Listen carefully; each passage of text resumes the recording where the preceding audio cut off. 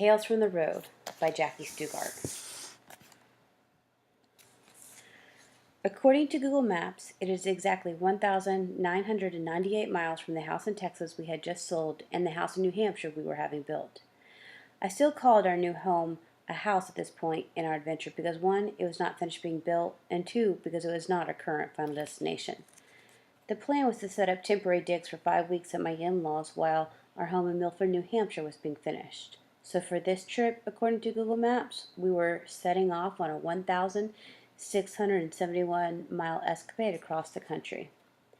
The story just would not be right without including the day before we were set to leave and the problems we encountered and had to solve with time working against us. The trip had a slightly rocky start at the beginning. The plan was for my husband Josh and me to load up all of our belongings on 2 trailers we had recently purchased and pull them with our prospective vehicles. We had teetered with hiring a company to move us, but not having a location at our final destination to unload our life's possessions put a damper on that plan quickly. My father-in-law, Dale, who had been throwing the idea around about purchasing an enclosed trailer to store some of his farm equipment in Pennsylvania for a while, Josh and I, knowing that we did not want to keep the trailer, thought this would be a good opportunity for us to purchase a trailer in Texas and hand it off to Dale when we were finished.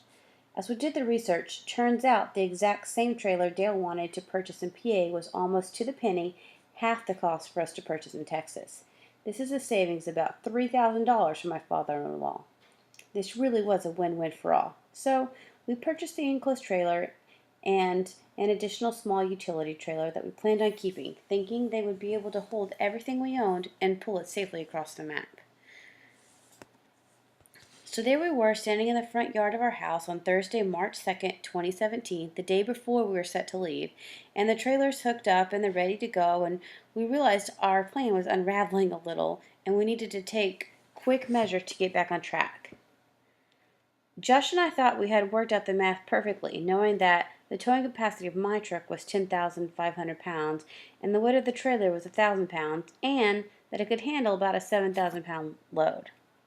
Taking into account what we thought our furniture weighed, we were sure that packing would run smoothly and the drive would be even easier. We were wrong. Talk about panic moment. The tongue of the trailer was just too heavy and my truck was dragging the ground. Ouch! This was no bueno, and we had to work quickly to solve the problem and keep momentum pushing forward. At 11:57 a.m., the day before we were set to leave, I was standing at a U-Haul dealer, thankful they actually had a truck available with short notice. As someone who has rented these trucks many times before, I knew that usually you would need to make a cross-country reservation in advance. Luck was on our side for this, and the truck was available, and as a bonus, at a location that was relatively close to our house. When it was said and done, and with just hours left in the day, we quickly began unpacking almost half what we had spent months packing, only to reload it into another vehicle at that point who had no driver. This is not what we wanted to be doing the day before we were set to leave. Our goal was to spend the last day relaxing and hanging out with my dad and friends who we'd be leaving behind. Being a teacher, I know that plans have to come with flexibility because things hardly go just as expected. This little faux pas to our plan, though, definitely added some unneeded stress, and we had to spend an unplanned $1,500 on a truck and lots of time into the wee hours of the night getting things unpacked and repacked correctly. Thankfully, with some last-minute decisions by family, this trip was filled with lots of support and drivers. My mother-in-law, Elaine, had already planned to fly down to Austin, Texas, about a week before we planned to leave, to help Josh and me wrap up packing and help on the road with our then 7-month-old son, Emmett. She, however, has never been a big fan of driving on highways, much less with a trailer in tow. Luckily for us, though, my sister-in-law Jess decided the day before we were leaving to use her unused plane ticket she had from a previous misadventure to fly down and make the trip with us. Third driver problem solved. Since her offer to help was last minute, we thought it would be best for her to fly to Dallas, Texas, and we could pick her up along the way versus going back towards the airport in Austin. That would have cost us 2 hours of travel time because of where the airport was located in the city and the direction we were traveling in. Elaine figured she could tough it out and drive one of the vehicles pulling a trailer for a short 200 miles.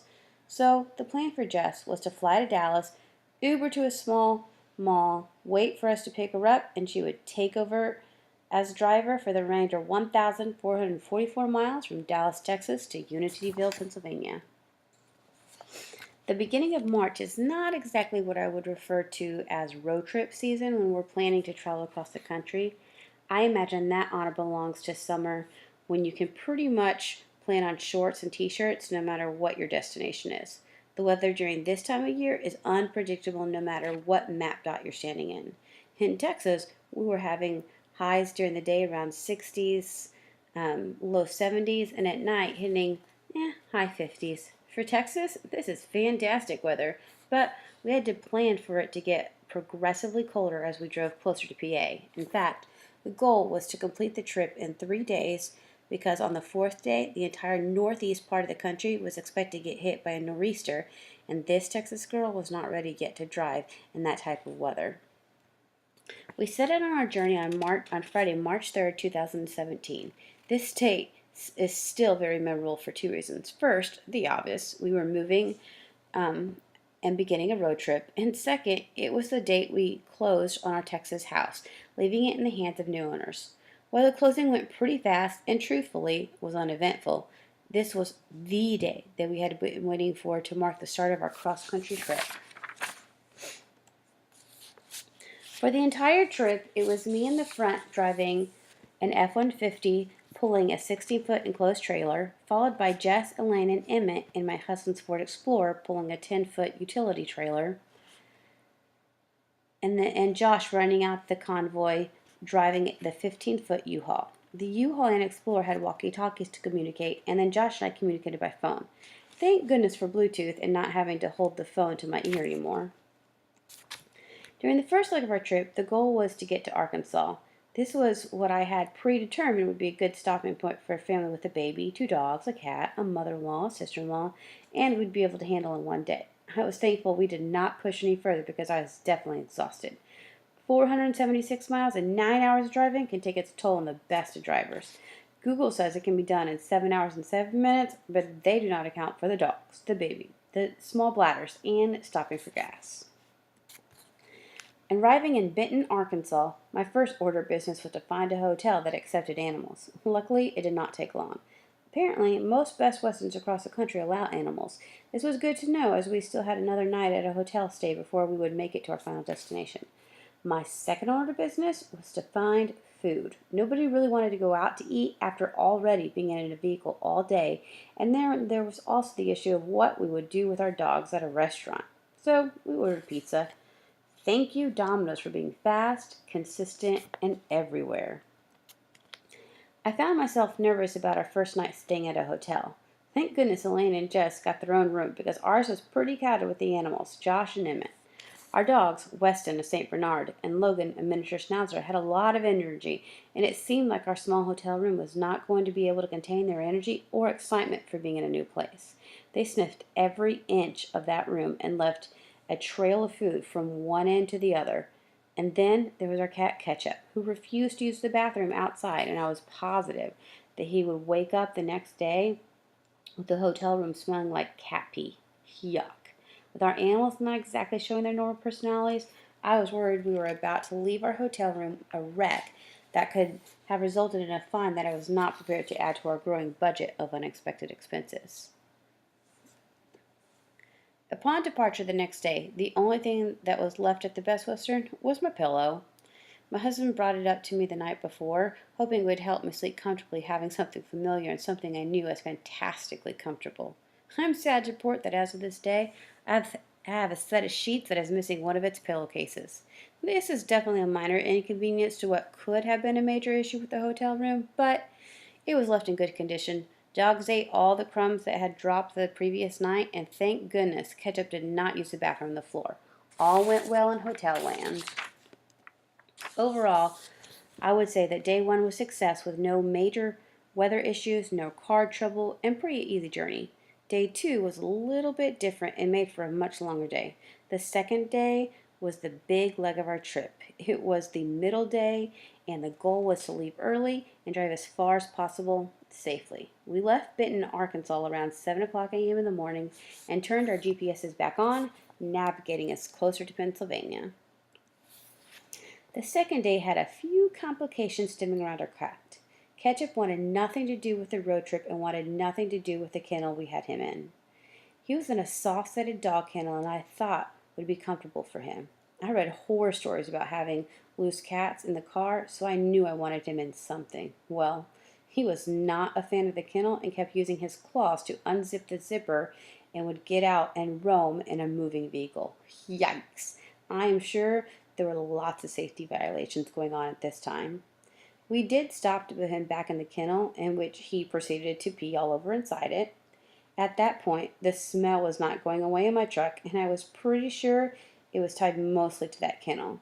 The only thing I knew to do was to get that thing out of my truck. You could just tell that there was no hope for that poor soft-sided kennel. At the closest rest stop I could find, I pulled over and chucked it into the trash. Saying the odor was just foul does not truly describe the stench going on inside my vehicle. OMG.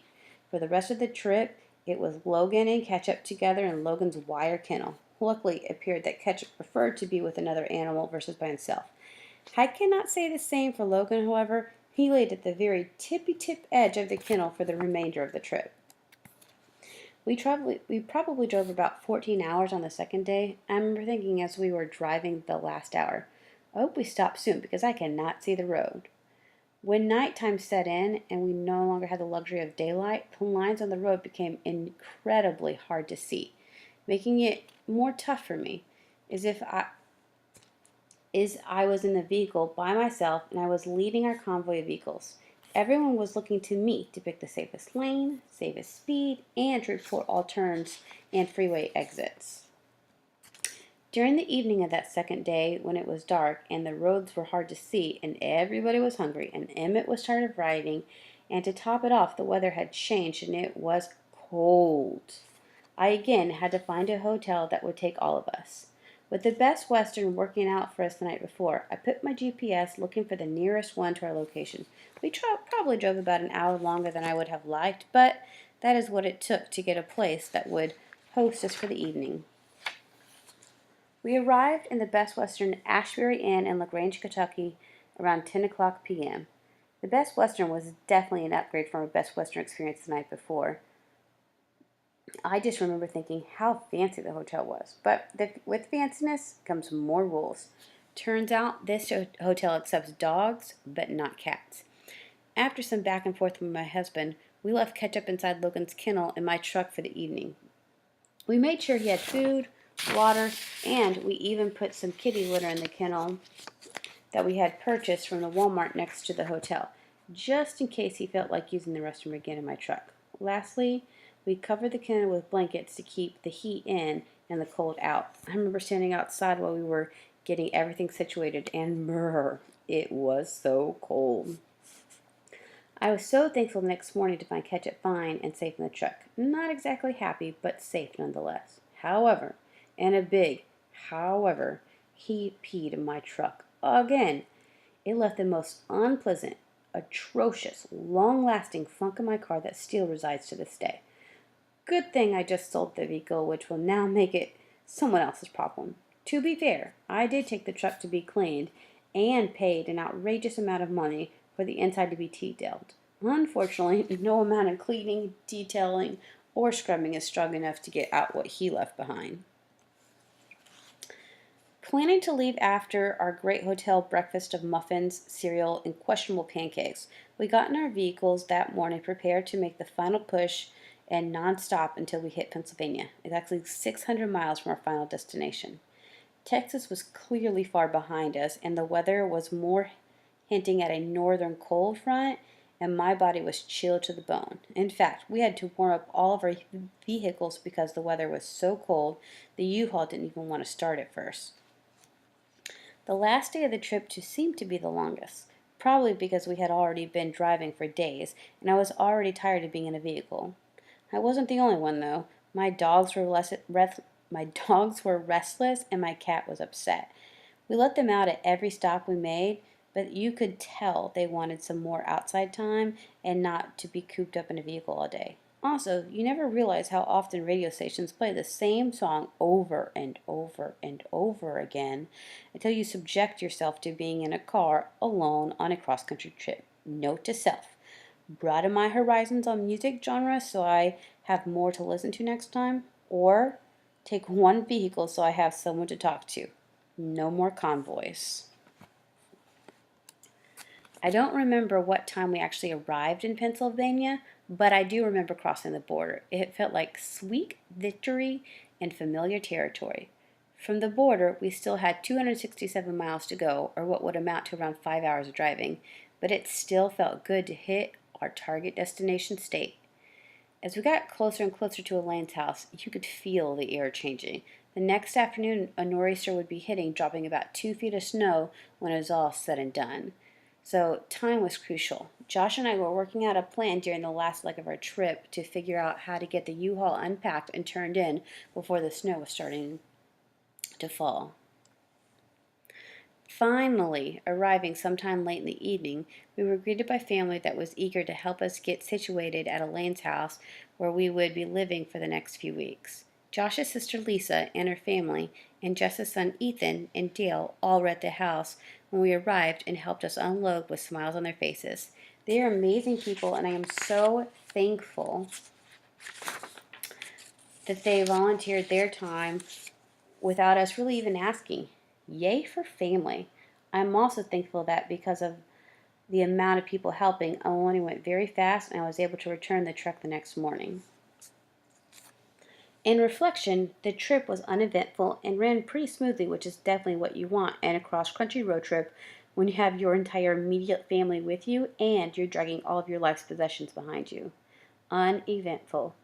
According to Elaine and Jess, it turned out Emmett was a great road companion and handled the trip surprisingly well. When he got fussy on the road, it was because he was hungry or because it was too dark outside. He could no longer see Elaine or Jess in the front seats through his headrest mirror. The dogs made it fairly well too, but they were happy to see the ground and get to run around longer than a 5-minute period at a gas station along the road. Ketchup was the ringer the whole trip.